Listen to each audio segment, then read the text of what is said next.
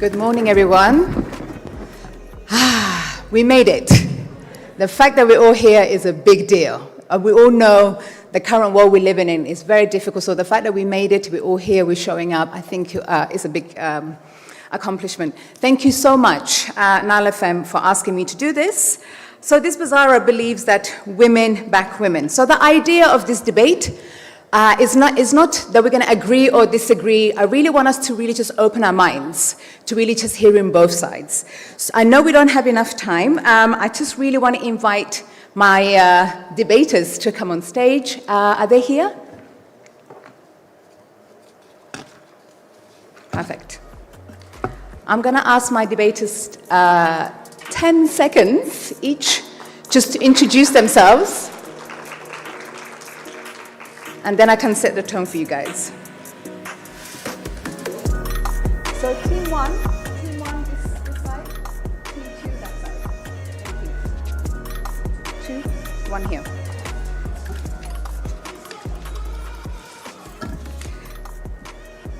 As they're being seated, I just want to really set the tone. So we're asking everyone to ensure that this space is extremely safe. We really welcome disagreement, but we do not tolerate disrespect. This is not a space to disrespect anybody. It's a space to really, we want you guys to feel safe. So, today's debate, do women have the responsibility to intentionally invest in, mentor, financially support other women, or is that expectation unfair in a system that continues to disadvantage women? Before you answer, team one, quickly your name and which organization you're presenting. Just a few seconds.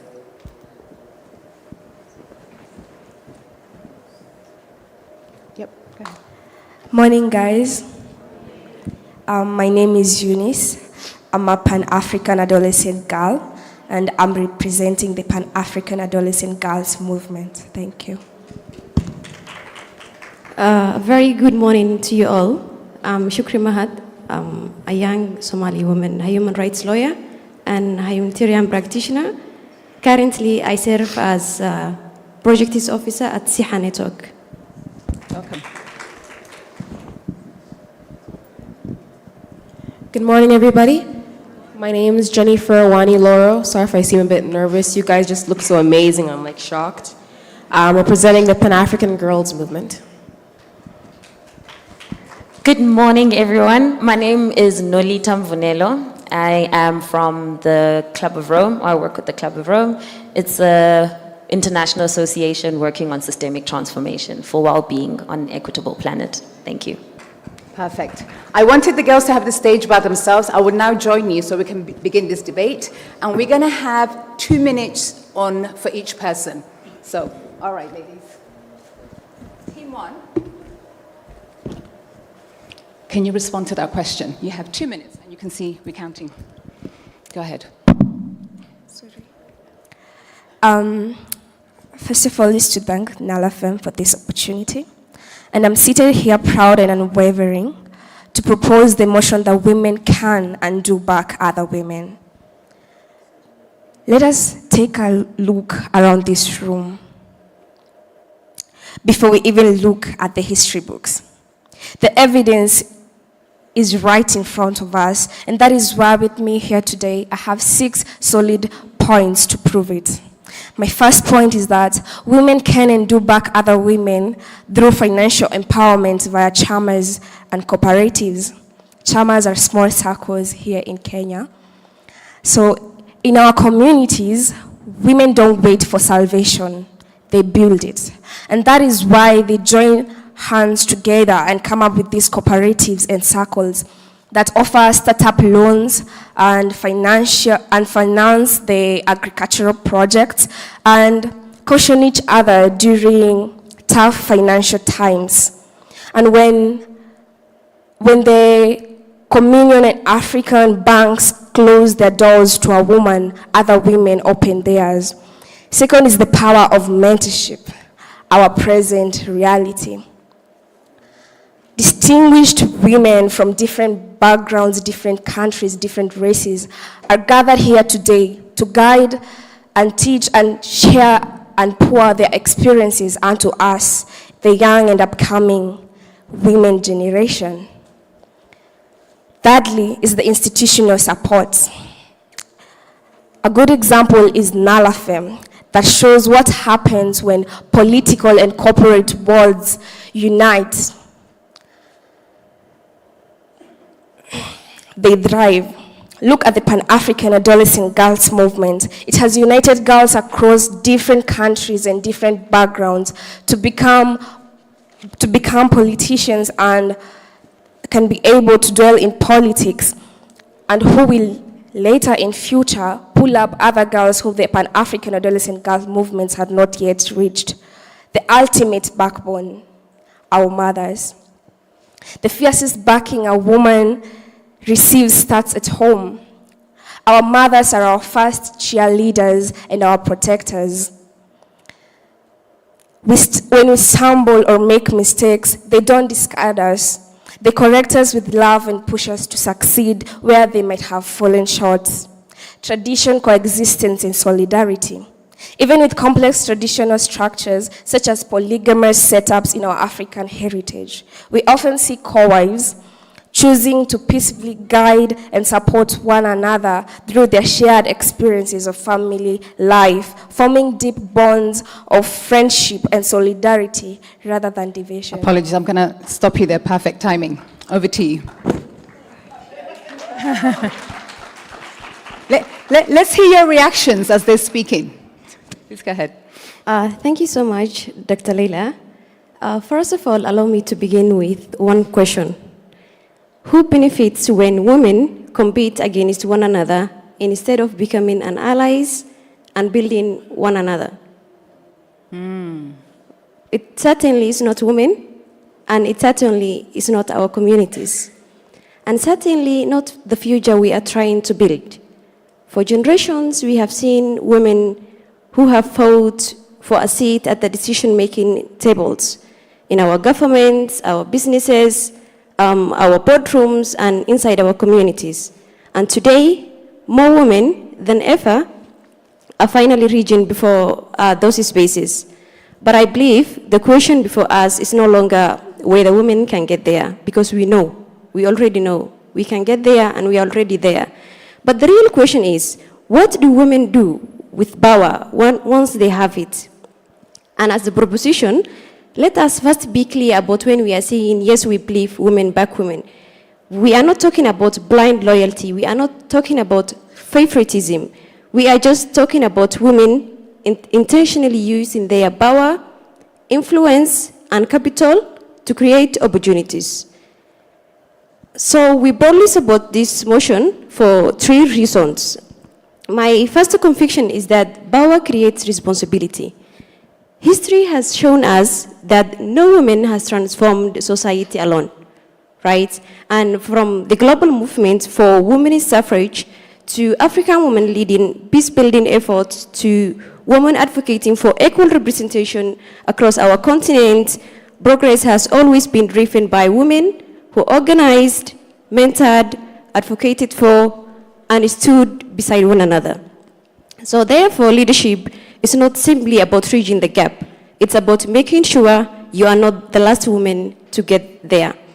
Power is not a destination. Power is a responsibility. Second, because capital is far more than money. If capital were only about money, this summit would not exist. Look around this room. We have gathered from different countries, professions, and generations to share ideas, mentor one another, build partnerships, exchange ideas, and expand our network. This is capital. Influence is capital. Credibility is capital. Network is capital. Knowledge is capital. Mentorship is capital. And capital is also about opening a door that someone else has been knocking for years. Perfect. Now, what we're going to say on this side, how we're going to respond to those points and some questions that were asked. Over to you. So while my opponents, they paint like a very truly beautiful utopian picture of sisterhood, we have to ground ourselves in reality. Humble yourselves, everybody. Many times, women are often the primary gatekeepers of their own oppression. And these are my arguments for that. Firstly, we have the competition between women and other women. There's already like so few very special positions for women to fill, let's say, in leadership, in government, in politics. So instead of women trying to, let's say, push each other, to uplift each other, to fill those positions, they very often tend to fight one another so they can get it themselves. Secondly, is the perpetuation of patriarchal standards. Women very, very often, and I think we can all agree with this, unintentionally though, perpetuate these patriarchal standards. Like for example, in, let's say, first of all oh sorry, I'm a bit scared. And let's say in the perpetuation of, let's say, double standards. Women tend to hold themselves or other women to far more like rigid child-rearing standards than they do men or let's say somebody else. You know, like, oh, you didn't wake up at 5 a.m. to cook for a child. Kwani, are you crazy? Like, why are you waking up late? There's also still in dating dynamics, women very often expect men to fulfill these traditional provider, protector roles, which is still patriarchal, even if it might be a good thing for them. And then there's also in child raising. When women have children, let's say a baby girl and a baby boy, the baby boy, let's say they get toys like trains, airplanes, pretend medical kits, while the women, the small now women, the baby girls, they get, let's say, baby dolls, they get cooking sets, they get pretend vacuums. And this is unintentional, say, pushing the choices of the child to choose one thing than to choose another. And lastly is the self-prioritization in leadership positions. Women in leadership positions, they tend to prioritize their own self-interests instead of, let's say, coming out of those boxes and trying to uplift other women to join them as well. Instead of focusing on, let's say being a senator or a governor or an MCA, instead of focusing on, oh, how these women can also come up from the bottom and join me, they're very often focused on how do I secure my position to not be taken away from the men. And all this together is just still setting women backwards. Thank you. Thank you. Wow. Mic drop. Over to you. Thank you, and I have to follow that. Also, it's interesting that I find myself on the other side of an intergenerational dialogue. You know, I'm the elder. That's crazy. It's new to me. But yes, let me add on to what Jennifer has said, right, is that we have good examples, we don't have systemic transformation. And that's the problem with the fact that women are not backing women at a systemic level of ensuring consistent change. I'll give 3 examples to what Jennifer was speaking about. The first, I'll start at home. I'm South African. South Africa has been championed for having a very high level of women participation in politics, in parliament. And also at the dawn of democracy, there were a lot of gender-based violence commissions and gender desks that were set up in different ministries, but those have been disbanded over time. And what we're finding is that actually when push comes to shove, women in leadership choose party over women. They choose to disband the gender priorities over the priorities of the party. And what we're seeing is that, and I'll again be frank about the case of South Africa, is that when push came to shove about who the presidential candidate should be, they chose to champion an accused rapist over the priorities of women. And that's not women backing women in a democracy that has some of the highest representation we see on the continent. Another example, I'll use South Africa again, a more present example like that's happening in the past month, is who are the loudest voices that are trying to push immigrants out of South Africa?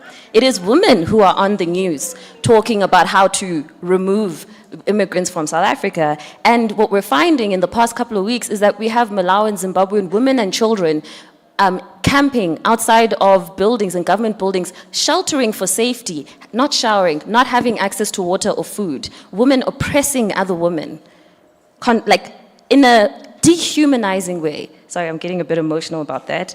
And the last example is that what we see, as Jennifer said, is that in top positions, there is the competition that happens. You know, there's only about 2 women that are going to have space to lead in these contexts, and they compete amongst themselves, they compete to keep themselves in that position, but also, I'll quote what Madam Minister from Nigeria said, is that capital and women in politics don't trust one another. And what I find is that there's two dynamics there, is that just because you're a woman, it does not mean that you are a leader worth backing. And there's no trust there. And also, on the side of capital, also, if I am an activist and I am a political leader and I stand for women for certain causes, where did that capital come from? Was it created? Was that money for philanthropy created in a way that respects women, that takes care of the environment? Is me accepting your money creating an obligation that I will not be comfortable with meeting by the time you come back to cash the check that you have paid for? Thank you. Ooh. Wow. This is a debate with slight shades being thrown at the same time. Over to this side. Go. Your response. How are you going to come back from this?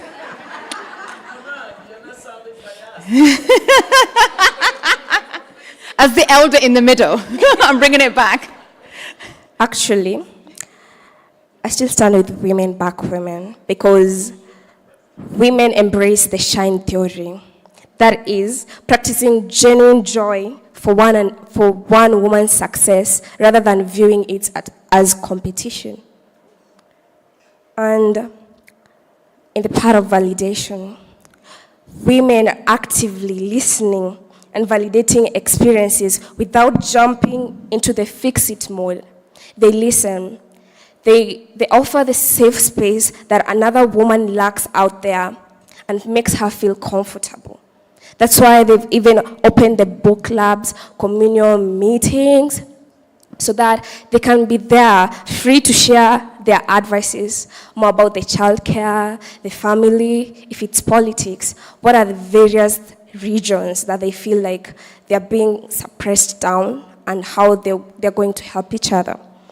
And they offer advocacy and mentorship.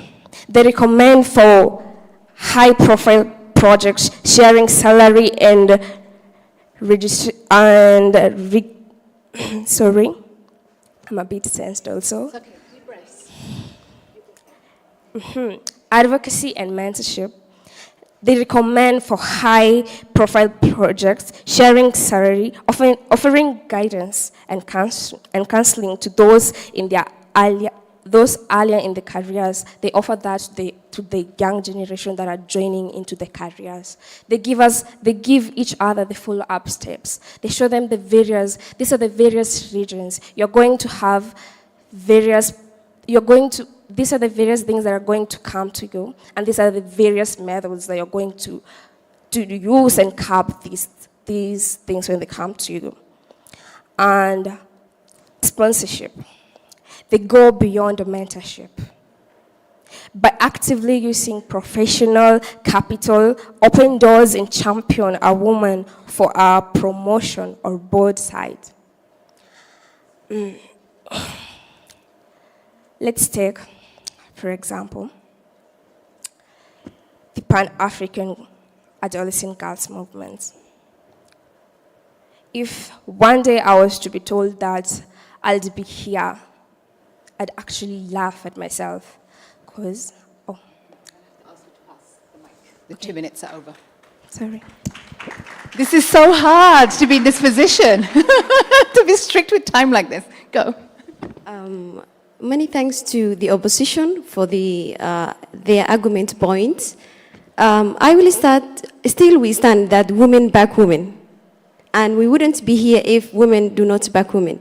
So first of all, I would like to respond to the point that was women uphold patriarchy. Yes, patriarchy is a system, right?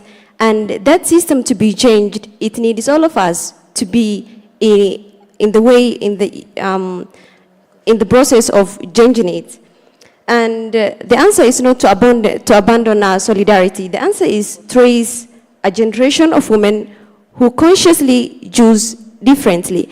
And now coming to the point which was trust and the systematic change. Yes, institutions will not change by themselves. They need people. They need women who can choose differently. They need women who can say, I have already walked this road and I will not let like any other woman to be down. So, yes. Over to you. Okay, so earlier you said that power creates responsibility. Problem with that is that if you feel responsible for someone, you don't see them necessarily as your equal. And that does not always translate into that, which is why then when it comes to women creating space for other women, sometimes it doesn't translate to wide-scale systemic impact, because if I'm powerful and I have things to give to you, then are you really my equal? Because representation doesn't necessarily systematically challenge power. And also, another thing is that a speaker shared about, like the support and emotional support. To what extent can I love you into actually removing oppression from you? We always speak about, there's a lot of rhetoric, there's a lot of shared sentiment of like, we need to support women, we need to take care of girls, we need to support girls, and there are initiatives. I work on an initiative that is making sure that there's opportunities for women. But in terms of how that translates to how it happens at scale, it actually really requires that women fundamentally challenge some of the assumptions that we make about what it takes to build wealth, what it means to mobilize power around yourself as an individual. And do we have the humility to actually let go of that power when it's necessary to do so? And what we're finding, as we were arguing earlier, is that when those critical moments come, it's party over the people. It's I will pollute the river a little bit because I just need to pass the finances of this quarter, and then I'll solve those problems later. It's treated as a nice to have. Earlier, you mentioned how there's lots of solidarity and like peaceful coexistence in polygamous structures. And to that, I would say that while of course there is, at the same time, there also is so much competition. I think we've all heard of these sayings of like people saying, Atigal, oh, if you become a co-wife, your life is basically ruined. You're gonna become a slave. Or if you become a third or fourth wife, you're gonna have no hierarchy in this household. And while these may be just like sayings, they also do come from a place of truth. Because very many times in these polygamous structures, these women are all fighting so hard for resources, or let's say for their husband's attentions, for their own children. They do not have the time or the energy to be focusing on uplifting another woman when it very well might mean their own downfall. And then also, you mentioned how mothers are some of women's like first most powerful cheerleaders and protectors. And I do not believe this is true. I love my mother, without a doubt, of course I love her. But there are several moments in my life, even being as young as I am, where there have been stuff where she has said to me, or actions that she has taken, which have, let's say, impacted my self-confidence, or which have impacted the way I view the world and myself. And this also comes back to that competition between women. You've heard very many times of mothers competing with their own daughters for, let's say, even their own husband's attention, or affecting them, or insulting them about, let's say, their body image or the way they look, the way they dress. You can't say that mothers are their child's greatest protector when these things are still there. And then lastly, you also mentioned how women create these chamas and cooperatives. And while I do believe these help to an extent, they're not used very large scale. And I think my issue with it is that they tend to... So what I'm going to do, I'm going to give this side 1 minute and then 1 minute. So maybe one of you can respond, and then I'm going to give you one more minute because I want to take some comments from the audience as well. Who wants to have a go? Go. I want to respond to the point that you have raised that was that Bawa is responsibility, and since how long can it, go, that responsibility? When we are saying Bawa is a responsibility, what we basically mean is when you get that chance, for example, that position in the government, in boardrooms, in parliament, in whatever, don't you believe, or don't you have that you were given this opportunity, or let's say you were not given even the opportunity, but as a womanhood, doesn't your sense gives you to support and give opportunity to another woman? That is basically what responsibility is. I would disagree with your statement. You saying that once you're in power, that let's say a woman is still able to think about other women. At the end of the day, women are human beings and they have a very, very incredible, strong sense of survival. Women are not just women. They're mothers, they're sisters, they're siblings, they're friends. When women are given this power, they're most often going to, and it's a very natural thing to think about themselves first, or how do I help my family, how do I help my children, before I think of helping other women. So even though that they are responsible with the power that they have, it's very unlikely that they are going to use it as a way to uplift other women. Okay. Thank you. I mean, a round of applause to both sides. I think I just want to leave with just a few comments. I think both statements can absolutely be true, and these are lived experiences. Women do unfortunately face such barriers, and sometimes women also do perpetrate against others. So this is where I stand in this. So I've just been told we will not be taking comments from the audience. However, I'm going to ask Reem to come up for a few seconds just to explain. There'll be a voting system, so you're going to decide which side you now belong to. It will be anonymous, don't worry. All right, so just to make it clear to also the debaters that this is not a reflection on your quality of your debate. I think we can all, by a clap, show how amazing it was.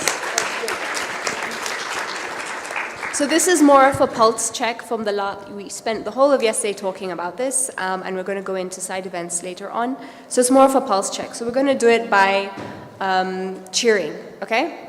So I'm going to start with the first motion, with the first team. So this Baraza believes that women back women.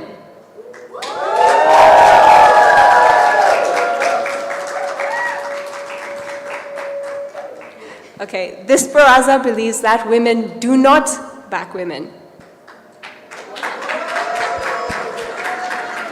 Okay, let's do this one more time because it's not very clear, and I'm going to ask our patrons to listen and to decide which one was better, okay? All right, this Baraza believes that women back women.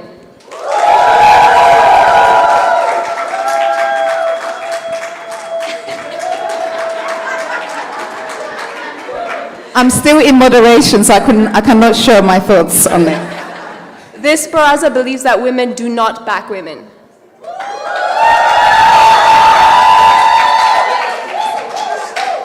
All right. Dr. Obi and Dr. Jennifer.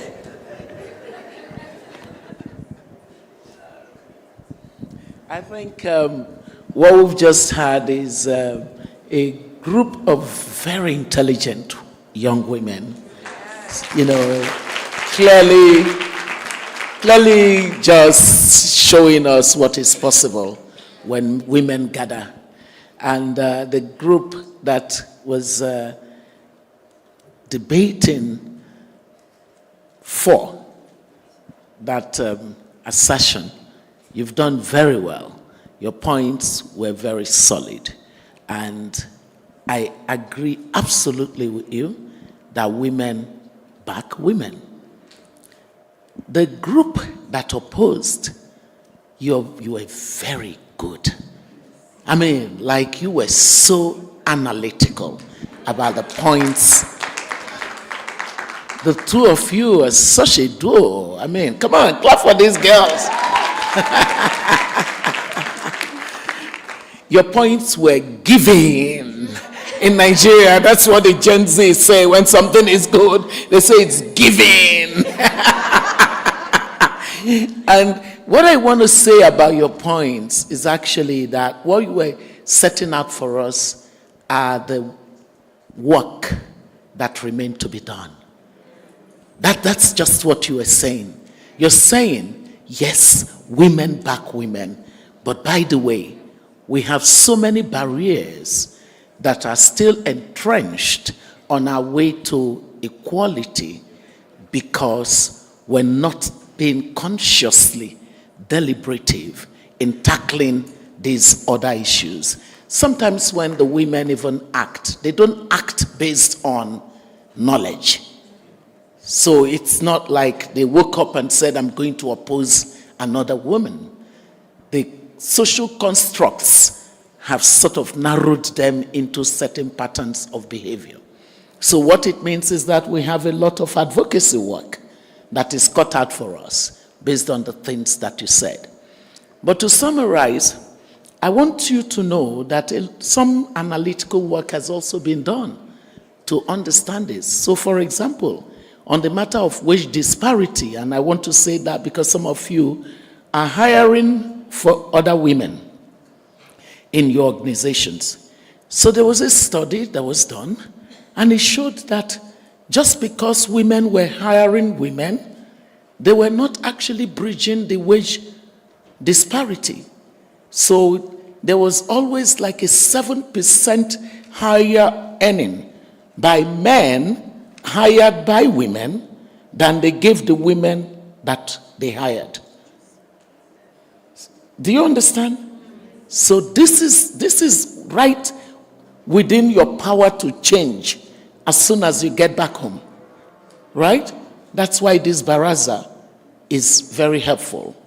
Another thing it found, another study found that the scarcity effect, which you were talking about, is because women are already raised to feel like they are scarce.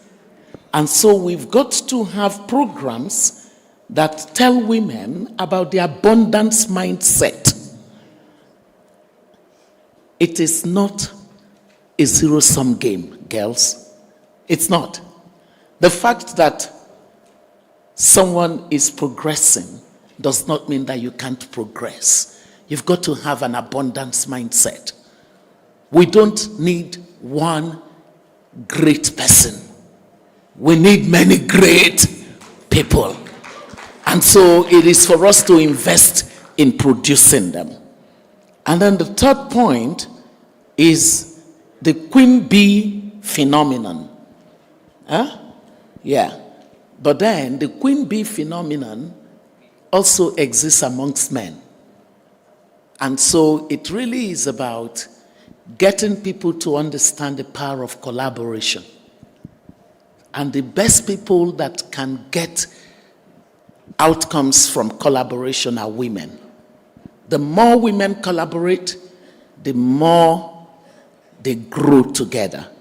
And so I turn to you again, the ones who carry the card for what we all want to hear, which is that women back other women.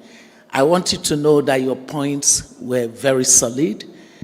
The reason we're all here is that women are backing other women. The reason that we're going to continue to have the programs of Nalafem is because women are backing other women. The reason that Aya can disrupt my schedule at any time, because it's a crazy schedule, but I'm sitting with you for 2 days, and my office is wondering, what, you are sitting at a program for 2 days? It's because women back other women. Thank you very much. Thank you to our amazing patron. I think we need a reflection from our other patron. Thank you so much. Good morning, everybody. The elephant in the room is not whether women should get together. The elephant in the room is we must. It is a must. It is the only thing that is going to save women and move them forward. We must be together. Sisterhood is global. This has been repeated all the time. I grew up in the village. And in that village, when one woman gave birth, because that is a big thing in the village, all women came together, cooked, brought firewood, got water, fetched water, until that woman was well enough to run a household. I built a bank, Kenya Women Microfinance Bank, banked by women. They got into groups. They repaid their loans. They built their homes. They have put iron sheets on their grass houses. Women back other women, and it works. and it must work. In Kenya, who are Kenyans, we have what we call chamas. Now, for the women who are like Gen Zs, women get together. They have created big businesses. I can tell you that. They have made money. They are real. These are real people I'm talking about. Chamas in Kenya have women getting together, contributing together, investing together, correcting each other, standing for each other when one can't repay the loan. That has pushed the women from what I said yesterday, 14% in the financial sector, to now 87%. 2026 figures. I think women working together works. I said yesterday, in 1975, at the first UN Women Conference in Mexico, women got together, began the microfinance movement, bringing women into financial inclusion. Now it's global. Now it's the in thing. It's the women who started it. So I think that it is possible, it is necessary, it is a must, it's the only strategy that is going to move us forward. In statistics, when women get together and contribute, if women have a chance to contribute the way they must contribute, we will give the economy globally $28 trillion. And that will change the entire financial landscape. Finally, let me say this. The future belongs to women. The world will have to reckon with it. However, women have to get together because sisterhood is global. Thank you. Thank you so much to our patrons and to our esteemed debaters and moderator. Thank you. I just wanted to just say one more time, I think it's really important we continue to create such spaces, because I think it's important that we do have different opinions. I think to the Nalafem team, thank you so much for creating a safe space to have this conversation, maybe for the next Nalafem, more debates, because I think this is the kind of conversations that we need. Thank you all for your courage and your honesty, and this is just the beginning of a conversation. So, and everybody, thank you so much for engaging in this, and thank you all, and thank you all so much for coming and being part of this, and for voting. I will let you know what I think in our break. Thank you so much. So as our debaters leave the stage, just a quick announcement. We're going to be